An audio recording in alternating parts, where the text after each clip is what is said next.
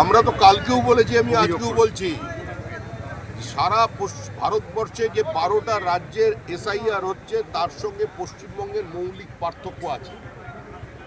এখানে ভোট হয় না, ভোট করাতে হয়। এখানে ভোট পরবর্তী হিংসায় 27 দিনে বিজেপির 56 জন খুন হয়, পুলিশ এফআইআর নেয় না।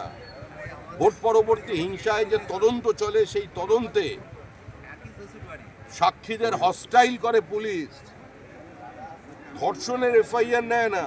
এটা তো ভোট পরবর্তী হিংসার নমুনা। ওই বিহারে নির্বাচন হয়ে গেল, হরিয়ানায় হলো, ওখানে কার বাড়ি ভাঙচুর হয়েছে, কোন দলের পতাকায় আগুন লাগানো হয়েছে, কাকে দস্তখত দিয়ে জরিমানা দিয়ে গ্রামে ঢুকতে হয়েছে, কার মাথা মুড়িয়ে নাক্ষত দেওয়ানো হয়েছে, হয়নি তো। দাদা ফের বিজেপিকে চিঠি দিল কমিশন, বিএলওদের ভয় দেখানো হচ্ছে।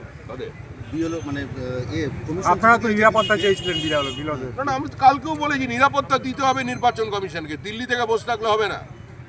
প্রয়োজন হলে জ্ঞানেশ কুমারকে এখানে আসতে হবে। সেই দাবি কি মেনে নিল? আমাদের দাবি ওর ওপরে থাকবে। সরকার একটা ভিন্ন অবস্থান, নির্বাচন কমিশন সম্পূর্ণ স্বতন্ত্র।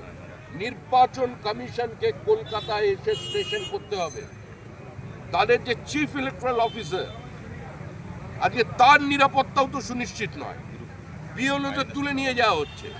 একজন বিএলওর স্বামীকে ওপরে প্রাণঘাতী হামলা হয়েছে, আর ওরা দিল্লিতে বসে থাকবেন।